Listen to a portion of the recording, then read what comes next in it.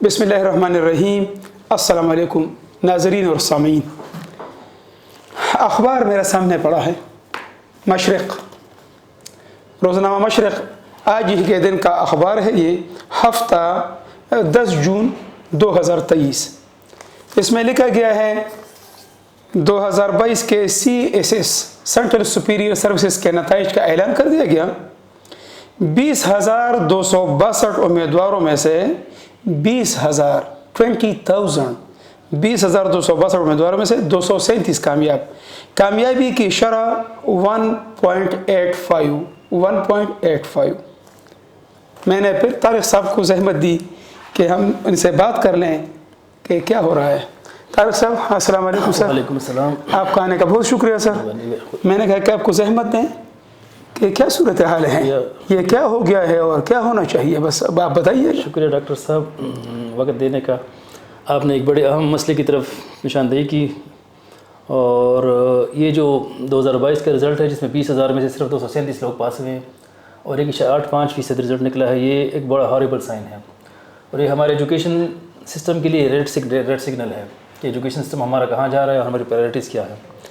جتنا میں اس کو دیکھتا ہوں، چونکہ میں خود بھی کمپیٹیٹیو ایگزامس کا اسٹوڈنٹ بھی رہا ہوں، کمپیٹ بھی کیا، پڑھاتا بھی ہوں، واسطہ ہی پڑھتا ہے، تو جہاں تک میں اس کو اسیس کرتا ہوں تو میرا خیال یہ ہے کہ یہ ہمارے ایجوکیشن سسٹم کی بالکل ٹوٹلی، میں کہتا ہوں فلاپ تو میں نہیں کہہ سکتا، 360 ڈگریز پہ واپس جانے والا فلاپ ہی ہے۔ 1.85 یہ شو کر رہا ہے کہ جو ہمارا ایجوکیشن سسٹم، جو لوگ پروڈیوس کر رہے ہیں، جو بچے پروڈیوس کر رہے ہیں، گریجویٹ ڈگری ہولڈرز یا جو کمپیٹیٹرز پروڈیوس کر رہے ہیں، ظاہر ہے کمپیٹیٹر مقابلے کا امتحان، تو اس میں کمپٹیشن میں جانا ہوتا ہے، تو کمپٹیشن میں اب گھوڑا اتارتے ہیں تو یہ کھلاڑی اتارتے ہیں تو اس کو خوب تیار کر کے اتارتے ہیں۔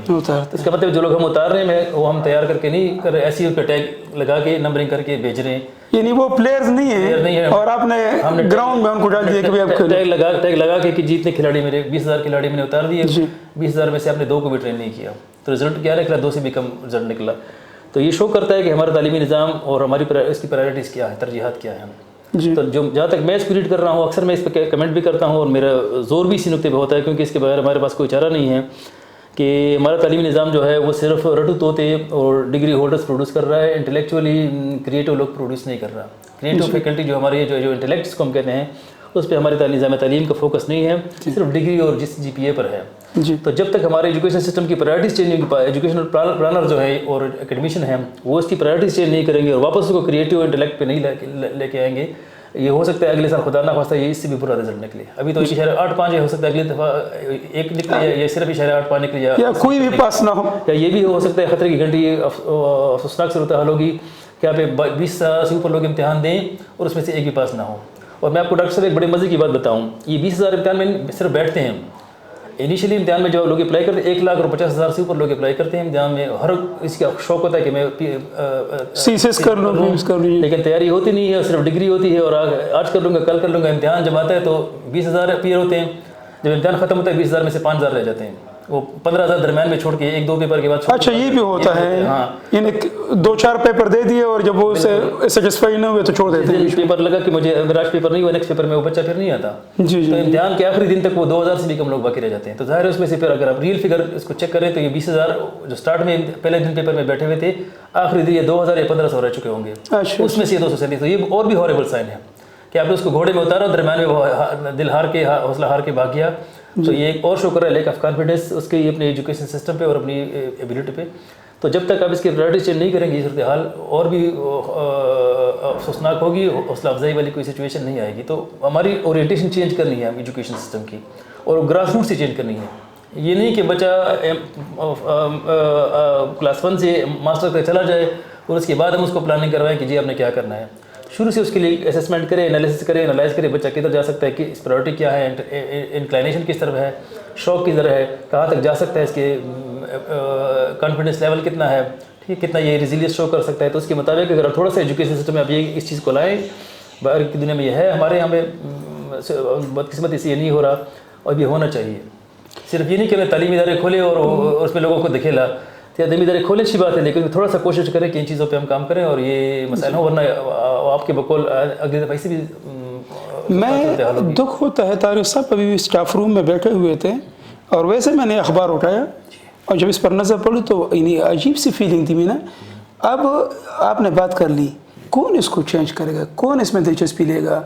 एजुकेशन मिनिस्टर, एजुकेशन सेक्रेटरीज, कुछ और लोग, इन हम कहेंगे गवर्नमेंट, हमारा सिस्टम, उस्ताद, हम किसको मोरद इल्ज़ाम ठहराएं, किसको हम इल्ज़ाम देंगे, या किसकी ये जिम्मेदारी? इल्ज़ाम किसी को नहीं देते, रहने दें। लेकिन ये है कि आखिर कौन इसको ओन करेगा, कौन इसमें तब्दीली लाएगा? इस हवाले से कुछ बताएं, क्या करेंगे ये? हम अपने पिछले इंटरव्यू में भी जिक्र किया था कि मेरा मुल्क बदकिस्मती से वाहिद मुल्क है, बहुत अच्छा मुल्क है, वसाइल भी ज़्यादा हैं, लोग भी टैलेंटेड हैं, फैसिलिटीज़ नहीं है, ठीक है, वो कुछ प्रॉब्लम होती हैं, लेकिन ये मेरे ख्याल में दुनिया का वाहिद मुल्क है जिसमें एजुकेशन जो है वो प्रायोरिटी किसी की नहीं है। हुकूमतें जितनी भी आई हैं शुरू 47 से लेकर आज, जितनी भी हुकूमत है वो एजुकेशन को जब असेस करते हैं या उसके लिए बजटिंग करते हैं या प्रायोरिटीज करते हैं तो वो उसको नॉन डेवलपमेंटल सेक्टर में लेते हैं। नॉन डेवलपमेंटल सेक्टर ये वाहिद मुल्क है दुनिया का जब education non developmental sector consider किया जाता है और उसको बजटिंग पॉलिसी जो बनती हैं, पॉलिसी जो बनती है वो नॉन डेवलपमेंटल सेक्टर समझ के बनती है, हालांकि पूरी दुनिया में ये डेवलपमेंटल सेक्टर है। ज़ाहिर है यही तो अगर आप एजुकेशन को डेवलपमेंटल सेक्टर ही नहीं समझते नॉन डेवलप, तो इसका ज़ाहिर आपकी प्रायोरिटी क्या होंगी, वो तो अंडरस्टूड है।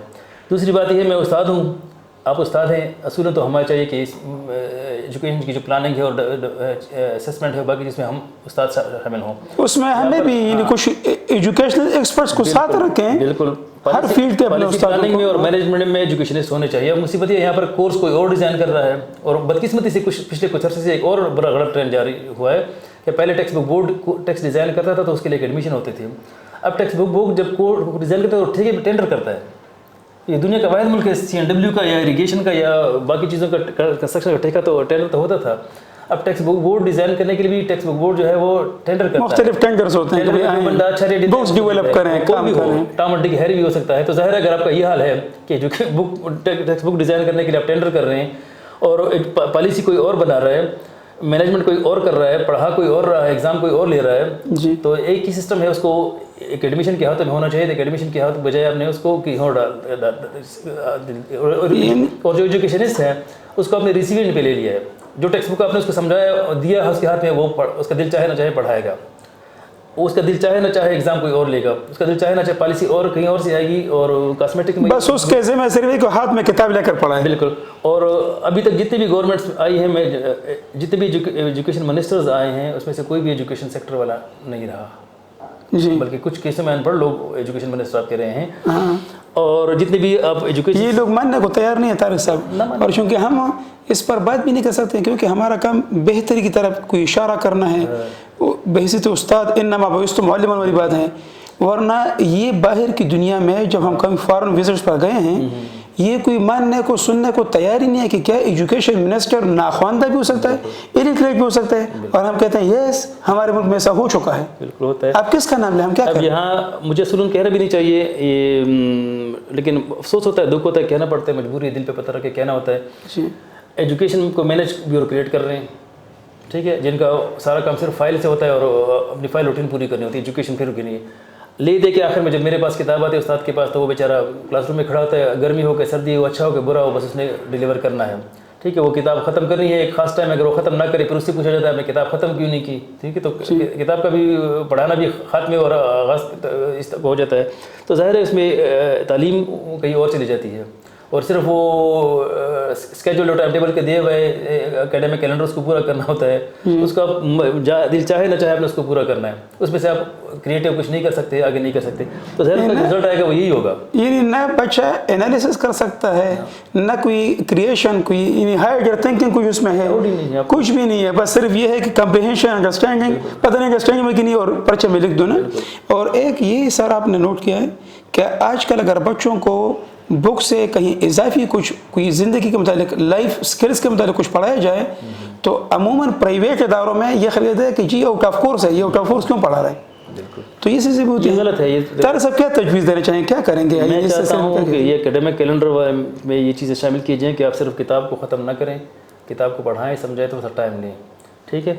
और दूसरी बात ये कि जो एजुकेशनल प्लानर्स और मैनेजर्स हैं उनको एजुकेशन सिस्टम का जो है उसमें एडमिशन को इन्वॉल्व करके और मेन रोल देना चाहिए, उनको सिर्फ एजुकेशनिस्ट अपने साथ शामिल रखें, हर फील्ड के एक्सपर्ट, उसको सिर्फ बैठाएं नहीं, उसको सिर्फ रिसीविंग पे न रखिए, उसको मेन रोल दें कि वो करे, आप रिसीविंग एंड पे जाएं। हाँ बेशक ही आप सुपरवाइज करें उनको, आप सुपरवाइज करें, लेकिन देखें कि वो क्या कर रहे हैं। बिल्कुल, ये बहुत ज़रूरी है।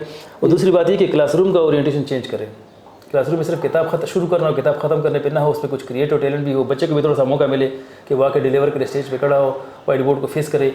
अगर एक उस्ताद की क्लास में 100 बच्चे बैठे हों तो 100 को कैसे टाइम देंगे? तो ये तो एक अलमिया है 120 हमारे मुल्क में। बाकी दुनिया को तो मैं नहीं कहता, हमारे मुल्क में जो स्टैंडर्ड क्लास रूम का जो आपका है, आपके एजुकेशन सिस्टम में है, वो 60 का क्लास है, ठीक है, 60 स्टूडेंट है जी। और आपकी क्लास में 100 को छोड़े 160 से ऊपर लोग बैठे होते हैं, ठीक है। और क्लासरूम की साइज़ जो है 50 बच्चों के लिए होती है, तो वो तो आपने ठोंसना होता है। और अगले अगर आप नहीं करते, अगले कहते हैं जी आप पॉलिसी को फॉलो नहीं कर रहे जी। तो थोड़ा सा इस चीज़ को करें, एजुकेशन पे खर्चा करें, उसको रिसीविंग एंड पे ना लें, नॉन बजट डेवलपमेंटल सेक्टर से इसको लेके डेवलपमेंटर पे जाएं। यानी पहली बात तो ये हो गई। पहली बात तो ये है कि थोड़ा सा उसके लिए बजटिंग की प्रायोरिटीज़ हो तो क्लासरूम का वो स्पेस जो है थोड़ा सा उसमें। दूसरा ये है कि एजुकेशनिस्ट को सामने एजुकेशनिस्ट को मेन रोल दें। आपसे तीसरा ये एक फ़र्ज़ करें, इनमें आपके बातों का कंक्लूजन करूँगा। तीसरा ये क्लासरूम्स में जितनी कैपेसिटी है, जितनी गुंजाइश है, उतना रख लें। बिल्कुल।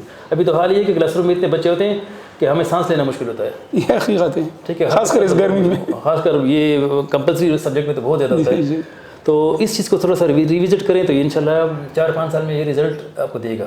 यानी इंशाल्लाह हम मायूस नहीं होंगे। मायूस नहीं, 4-5 साल के अंदर आपको रिजल्ट मिलेगा, एक दिन में नहीं मिलेगा, मिनिमम 5 ईयर लेगा, लेकिन रिजल्ट आपको आएगा। लेकिन आप थोड़ी सी एक क्लासरूम की ओरिएंटेशन को चेंज करें और प्लानिंग और मैनेजमेंट में, डिज़ाइनिंग, टेक्स्ट बुक डिज़ाइनिंग में और उसमें प्रायोरिटीज़ में एजुकेशनिस्ट को मेन रोल दें। उसको सिर्फ ना बिठाएं कि जी बस जो मैं कह रहा हूँ उसको लें, अब जो वो कह रहा है उसको आप लें, उसको एनालाइज करें, इम्प्लीमेंट करें, फॉलो करें। इंशाल्लाह वो जो भी करेगा मेन स्ट्रीम बंदा वो है, क्योंकि वो क्लासरूम को मैनेज कर रहा है, किताब उससे पढ़ा रहा है, उसकी एक्सपीरियंस है, उसको क्लासरूम से उसको फीडबैक मिल रहा है, फीडबैक को वो अप्लाई करेगा, आगे जाएगा, तो आपके जो भी रिजल्ट आएंगे अच्छे आएंगे इंशाल्लाह। अगर आपने मामूली सी भी चेंजेस की, सिर्फ आप अपनी प्रायोरिटी बदल दें कि आज के बाद मेरी एजुकेशन जो है वो नॉन डेवलपमेंटल सेक्टर को मैं नहीं करूँगा, दुनिया की तरह मैं इसको डेवलपमेंटल सेक्टर लूँगा, तो आपको इंशाल्लाह विदिन 5 ईयर बड़ा ज़बरदस्त रिजल्ट आएगा, बम्पर रिजल्ट आएगा जी और आप खुश होंगे इंशाल्लाह। बहुत शुक्रिया सर, शुक्रिया, मेहरबानी। आपने सुन लिया और वही हमारी बात है कि ज़रा सोचिएगा और देखें कि ये मुल्क हमारा है, ये बच्चे हमारा मुस्तक़बिल हैं।